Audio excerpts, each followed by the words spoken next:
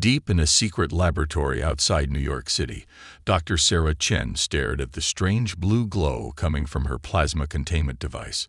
Something wasn't right. The energy readings were going crazy, jumping up and down like they had never done before. "Tom, are you seeing this?" she called to her research partner. Dr. Tom Wilson rushed over, his eyes growing wide behind his safety glasses. The blue glow was getting brighter and brighter. "These readings don't make sense," Tom said, typing quickly on his computer. "The energy levels are higher than anything we've ever seen." Suddenly, the air in the middle of the lab started to twist and turn. It looked like water going down a drain, but standing up in the air. The blue light from their machine shot into this twisting air, making it grow bigger and bigger. "We need to shut it down," Sarah shouted, running to the main power controls. But when she hit the emergency stop button, nothing happened. The swirling in the air kept growing until it was as tall as a door. That's when things got really strange. A man stepped through the swirling air, but he wasn't dressed like anyone Sarah or Tom had ever seen in their lab. He wore long blue robes covered in silver stars, and he had a long white beard. In his hand, he held a wooden staff that glowed with the same kind of blue light as their machine.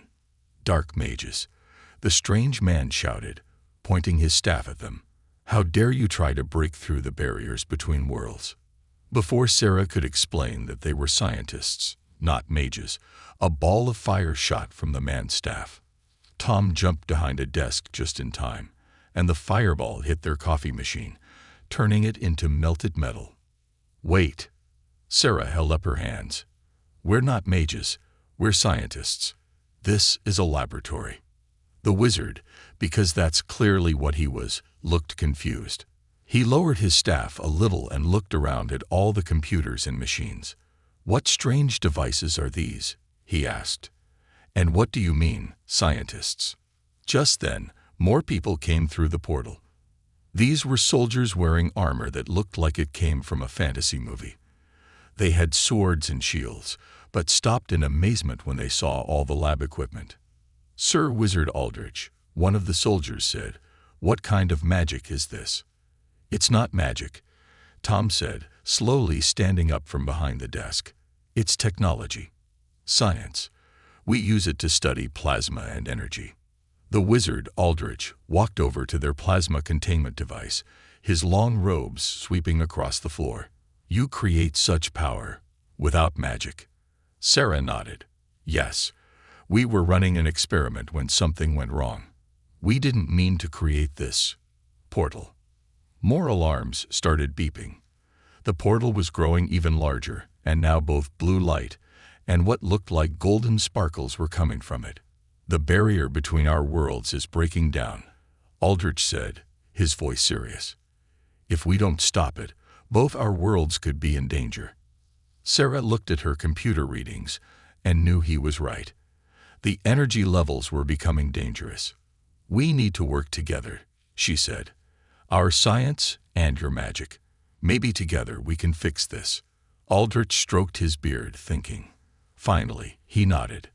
"Never in all my years did I think I would work with non-magic users, but you speak wisdom. Perhaps there is more to your science than I first thought." Tom grabbed his tablet and started showing Aldrich their energy readings. The wizard didn't understand all the numbers, but he could tell something was very wrong. "First," Aldrich said, "we must contain this portal before it grows larger. In my world, we have been seeing strange lights and energy for days. Now I know why." As they all looked at the swirling portal, both scientists and magic users knew this was just the beginning of something much bigger. Two very different worlds had just crashed together, and nothing would ever be the same. The blue glow from the portal kept getting brighter, casting strange shadows on the walls. In those shadows, something else seemed to be moving, waiting to come through. A week after the portal incident, the laboratory looked very different. Wizards in colorful robes walked between computer stations, while scientists in lab coats studied glowing magical crystals. No one could decide what was stranger. The wizards trying to use smartphones, or the scientists attempting to understand magic spells. No, you can't just wave it around like a wand, Dr. Sarah Chen said, trying not to laugh as Wizard Aldrich pointed her tablet at the ceiling. It's a touch screen. You need to tap it gently. But how does it work without magical energy? Aldrich asked, accidentally taking 12 selfies in confusion. In my world, such images can only be captured by skilled artists or complex illusion spells. Meanwhile, Tom was having his own problems. A young wizard apprentice named Maya kept trying to upgrade their computers with magic crystals. Look, if we just add a clarity crystal to your screen, maybe it will show better data, Maya said, holding up a purple crystal that hummed softly. The last crystal you added made my keyboard start floating, Tom reminded her. And it took 3 hours to get it down from the ceiling. But not everyone was having fun with these cultural exchanges. In the corner of the lab, General Roberts from the military stared at the portal with worried eyes. It had grown smaller but was now a swirling mix of electric blue plasma and golden magic sparks. Sometimes, strange sounds came from it, like music from another world, but in a key that shouldn't exist. Dr. Chen, the general called out. Your latest report mentioned energy spikes. Explain. Sarah pulled up a complex graph on the main screen. Even the wizards had learned enough about their technology to know that the jagged red lines meant trouble. The portal is stable for now, Sarah explained. But every day at exactly 3:33 p.m., we get a massive energy surge. It's like both worlds are trying to sync up, but they're speaking different languages. Aldrich stepped forward, his staff creating tiny sparkles of light as he moved. In our world, we've noticed similar patterns. The great crystal towers of Aldermere have been pulsing with strange energies at the same time. Maya, who had finally stopped trying to enchant the computers, suddenly jumped up. Wait, the crystal towers. But those were built by the ancients too. She ran to her bag and pulled out an old book bound in leather that seemed to glow faintly. To what? Tom asked, moving closer to look at the book. To maintain the barriers between worlds, Maya finished, her voice barely a whisper. The legends say there was a time when science and magic existed together, but something happened. Something that made the ancients split our worlds apart. Before anyone could respond, all the computers started beeping at once. The portal flashed with blinding light, and through it came a sound like breaking glass mixed with thunder. Energy spike, Sarah shouted. But it's not 3:33 yet. Aldrich raised his staff as the portal began to pulse. Something's coming through. The air itself seemed to bend and twist. Papers flew around the lab, and several computer screens cracked. In the center of the portal, a shape began to form, something that looked both mechanical and magical at the same time. Everyone get back, General Roberts ordered, drawing his gun. The wizards raised their staffs, and the scientists grabbed their experimental plasma containment devices. The shape in the portal grew clearer. It looked like an ancient robot, but its metal surface was covered in glowing runes. Its eyes flickered between electric blue and magical gold. Maya's book suddenly flew open by itself, its pages flipping rapidly before stopping on an illustration that made everyone gasp. There, on pages that were thousands of years old, was a drawing of the exact same robot. And beneath it, in both ancient magical runes and binary code, was a message that would change everything they thought they knew about both worlds. The robot took one step forward, its foot leaving a mark that was half scorch mark, half magical sigil. As it raised its head to look at them, both scientists and wizards realized that the true mystery was only beginning. The ancient robot stood in the middle of the lab, its metal and magic body humming with power. But before anyone could react, it did something unexpected. It started to fall apart. No. Maya rushed forward, her hands glowing with magic. We can't let it be destroyed. It's the key to everything. Tom quickly grabbed his plasma stabilizer, a device they had created for the portal. Sarah, help me set up a containment field. The robot's pieces weren't just falling. They were dissolving into a strange mix of electricity and magical energy. Each piece that hit the ground left marks that looked like circuit boards made of glowing runes. General Roberts spoke into his radio. "I need a full containment team here now. This is a code." He never finished his sentence. The robot's chest suddenly burst open, releasing a wave of energy that knocked everyone off their feet. Computers exploded in showers of sparks, and magical staffs started firing random spells. "By the ancient crystals," Aldrich shouted, his beard standing on end from the energy. "The worlds are trying to merge." Sarah crawled to her main computer, which was somehow still working. "He's right. The portal, it's not just one portal anymore. Look." On her screen, red dots started appearing all over both worlds. Each dot represented a new portal opening. In their world, one appeared in Times Square, another in Tokyo, a third in the middle of the Amazon rainforest. Maya's book was floating in the air now, its pages flipping frantically. "The ancients," she read, her voice shaking. "They didn't separate the worlds because they had to. They did it to prevent something worse." Suddenly, the robot's head turned toward Maya. Its eyes flickered, and a hologram appeared, but not like any hologram the scientists had seen. It was part technology, part magical projection. It showed two worlds, perfectly balanced, then a dark shape moving between them. "What is that?" Tom asked, pointing at the dark shape. Before anyone could answer, the lab's lights went out. In the darkness, the robot's runes glowed brighter. It spoke in a voice that sounded like a computer mixing with a magical echo. "Puro to col 47, activated. Varishish detcted. The Void Walker returns." Aldrich's face went pale. The Void Walker, but that's just a children's story. A monster that lives between worlds, feeding on the energy of reality itself. "Well, your children's story is showing up on my sensors." Sarah pointed to her readings. "Something massive is moving through the space between our worlds, and it's growing stronger with each new portal." The robot's hologram changed to show a countdown. They had 24 hours before whatever was coming would be fully awake. Tom looked at the dissolving robot, then at the magical book, then at their failing technology. "We need to combine everything we know. Right now, or there won't be any worlds left to save." Maya picked up a piece of the robot, combining her magic with Tom's plasma stabilizer. To everyone's surprise, the piece stopped dissolving. Instead, it transformed into something new, a perfect blend of science and magic. "Maybe," Maya said, hope in her voice, "this was the ancients' plan all along. Not to keep us apart, but to bring us together when we were ready." The countdown continued as the team rushed to understand the robot's message and combine their knowledge.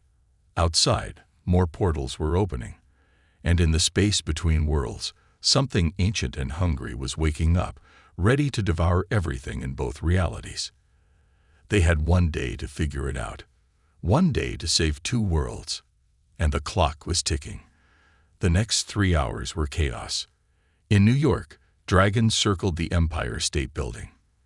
In the magical world's capital city of Aldermere, a subway train had appeared right in the middle of the Grand Spell Market. "Status report." General Roberts barked as his teams tried to manage the growing crisis. Sarah pulled up multiple screens showing both worlds. "It's getting worse. The portals are no longer random. They're forming a pattern." She was right. On the map, the portal locations in both worlds made the same shape, a massive spiral, like a hungry whirlpool draining both realities. Meanwhile, Tom and Maya had made a breakthrough with the robot's remains. Using her magic and his technology, they'd built something new, a device that looked like a tablet computer, but was powered by magical crystals. "Look at this," Maya said, holding up their creation. The robot wasn't just a warning system, it was a blueprint. The screen showed complex diagrams mixing circuit boards and magical runes, but more importantly, it showed what they were really facing. The Void Walker, Tom explained, pointing to a dark mass on the screen. It's not just one creature. It's like a virus that infects reality itself, and every portal is another crack it can slip through. Aldrich, who had been meditating with his staff to sense the magical disturbances, suddenly opened his eyes. It's not just coming through the portals, he said, his voice grave. It's using them to change the rules of both worlds. As future Maya explained the Harmony engine plans, something strange started happening to her. Her form began flickering between solid and transparent, like a bad TV signal. Time is changing already, she gasped, holding up her hybrid staff tablet. Quick, take this before I... She vanished mid-sentence, leaving behind her device. Young Maya picked it up, and as soon as she touched it, her eyes glowed with a mix of electric blue and magical gold. "Oh," she whispered. "Oh, I understand now."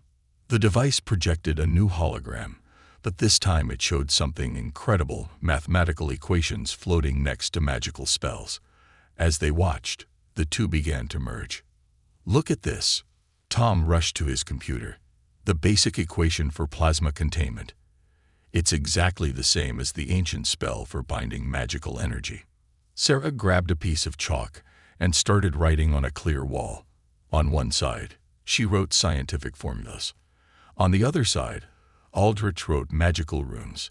In the middle, they began to match perfectly. E equals mc2, Sarah said, pointing to Einstein's famous equation.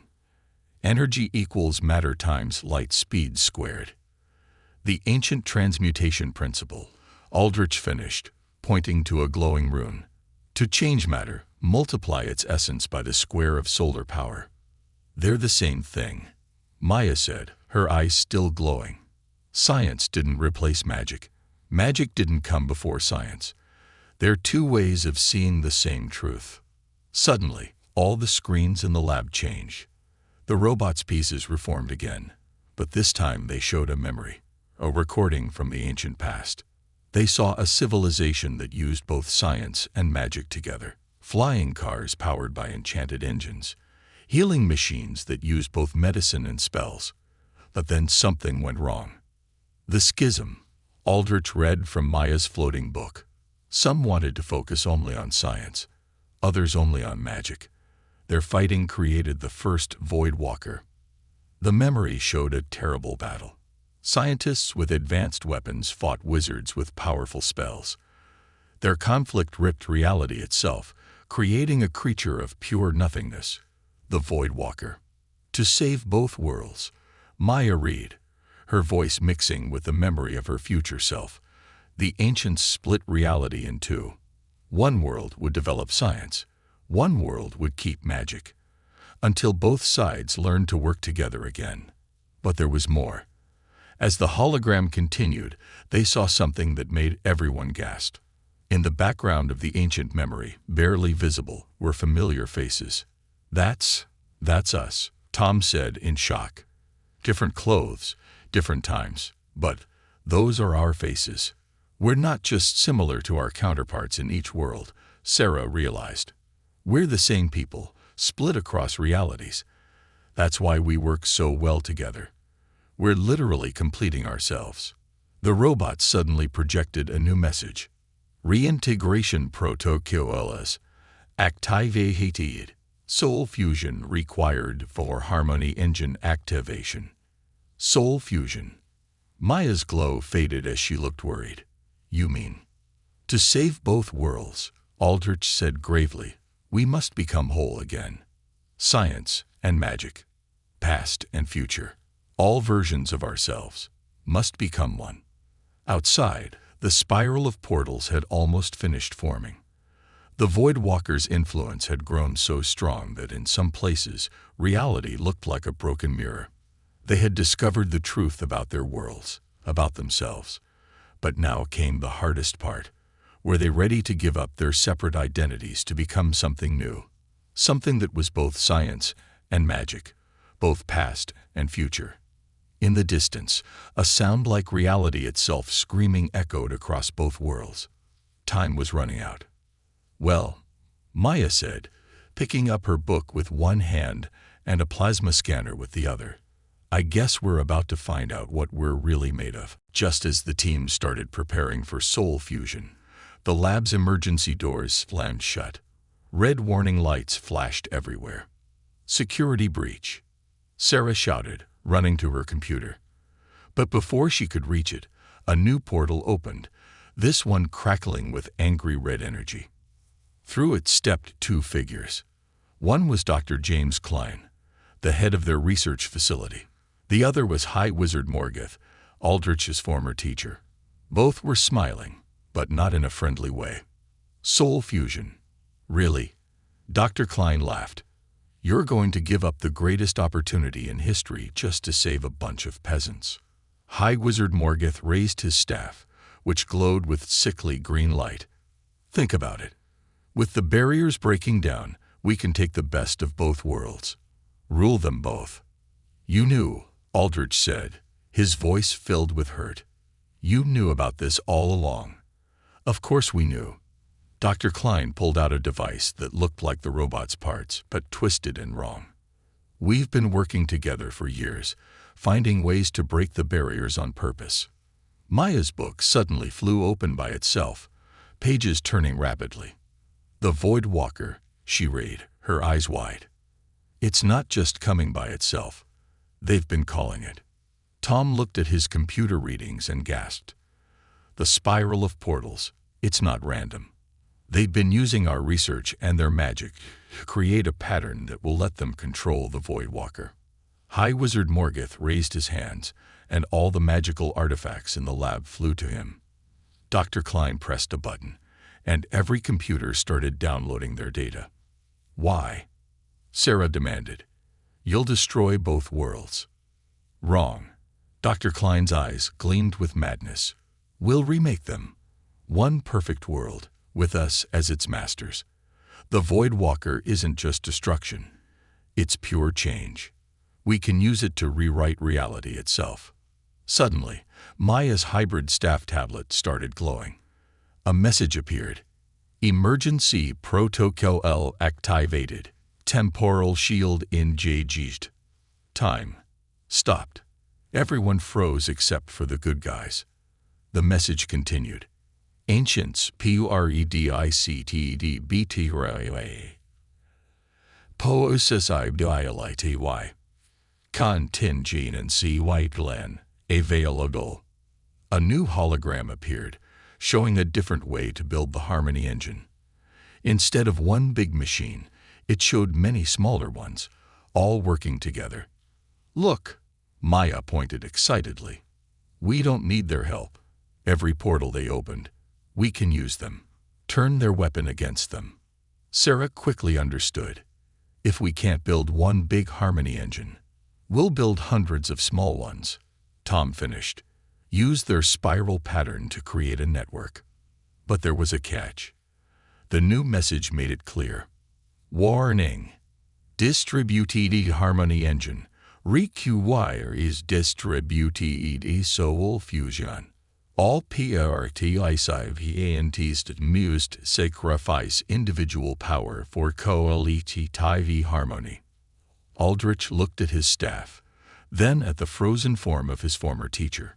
So instead of a few of us joining, everyone in both worlds will have to share a little bit of themselves. The time freeze was starting to wear off. They had only moments to decide. But how do we convince everyone in both worlds to help? Tom asked. Maya smiled and held up her book. On its pages, both magical runes and computer code swirled together. We don't convince them. We show them. We show them everything we've seen. The truth about both worlds. The truth about who we really are. The time freeze shimmered, about to break. Quick. Sarah grabbed the robot parts. Everyone grab something. When time starts again. We run. Aldrich finished. And we show both worlds what's really at stake. The time freeze shattered like glass. Dr. Klein and High Wizard Morgoth unfroze, shouting in rage. But our heroes were ready. With technology in one hand and magic in the other, they split up and ran. They had a new mission now. spread the truth, build the network, and unite not just a few souls, but everyone in both worlds. Behind them, the angry howl of the Void Walker echoed through reality. The real race against time had begun. The next hour was like nothing either world had ever seen. In New York, Sarah broadcast the truth through every TV, phone, and computer screen. In Aldermere, Aldrich used magic to project memories into the sky. Tom and Maya raced between portals, setting up mini harmony engines everywhere. People watched in awe as they learned the true history of their worlds. Scientists saw magic was real. Wizards understood technology wasn't their enemy. Everyone saw their own counterparts in the other world. But Dr. Klein and High Wizard Morgath weren't done. They stood at the center of their portal spiral, the corrupted robot parts pulsing with dark energy. You really think showing them the truth will help? Dr. Klein laughed. Humans fear what they don't understand. He was wrong. Something amazing was happening. In Times Square, a businessman saw his wizard self in Aldermere. They nodded to each other through a portal, and both touched the nearest mini-harmony engine. A spark of blue-gold light connected them. In Tokyo, a young programmer shared her knowledge with her magic user self. More sparks flew. All around both worlds, people began to understand, to connect, to share. No, High Wizard Morgath raised his staff. We control the Void Walker. We. He never finished. The Void Walker appeared, but not as they planned. It was enormous now, a living darkness that twisted reality itself. But instead of following their commands, it turned on them. You fools, Aldrich shouted. You can't control chaos itself. The Void Walker reached for the villains with tendrils of pure nothingness. But then something incredible happened. All the mini-harmony engines lit up at once. Every person who had connected with their counterpart began to glow. Maya's book floated up, its pages shining. The robot's parts reformed one last time, showing the final message. Critical mass HFY. Beginning UNIVRZL soul fusion. The light spread everywhere, not erasing differences, but bridging them. Science and magic flowed together like old friends finally reunited. Then Maya had an idea. The Void Walker, it's not just chaos. It's lonely. It's what happens when worlds drift too far apart. She ran toward the darkness, holding up her hybrid staff tablet. Look, we don't have to fight you. You can be part of this too. The Void Walker paused. For the first time, they saw it clearly. It wasn't a monster. It was the space between worlds, the connection itself, twisted by loneliness and separation. Sarah understood. It's not about destroying the Void Walker. It's about healing it, Tom finished. Everyone raised their hands, scientists, wizards, and everyone in between. The mini-harmony engines pulsed. The Void Walker's darkness began to change, becoming a bridge instead of a barrier. Dr. Klein and High Wizard Morgath tried to run, but they were caught in their own portal spiral. As the worlds fused properly, they found themselves changed, not destroyed, but their powers shared among everyone, their knowledge becoming part of the greater whole. Light filled both worlds. When it faded, everything was different, yet somehow more right than ever before. Cars ran on enchanted engines. Hospitals used healing spells alongside medicine. Schools taught both physics and magic. The two worlds had become one, but not by destroying either side, by making both stronger together. In Central Park, now filled with both normal and magical plants, the team met one last time. So, Tom said, looking at his tablet that now ran on both electricity and magic, what do we do now? Maya smiled, her book floating beside her. Now we really start exploring. There's so much more to learn, now that we're whole. And the Void Walker? Sarah asked. Aldrich pointed to the sky. Among the stars, a new constellation shone, a pattern of blue-gold light that connected everything. Watching, he said, and making sure we remember. The greatest power isn't in separation or control. It's in bringing things together. They all finished together. High above, the stars twinkled with both scientific and magical light.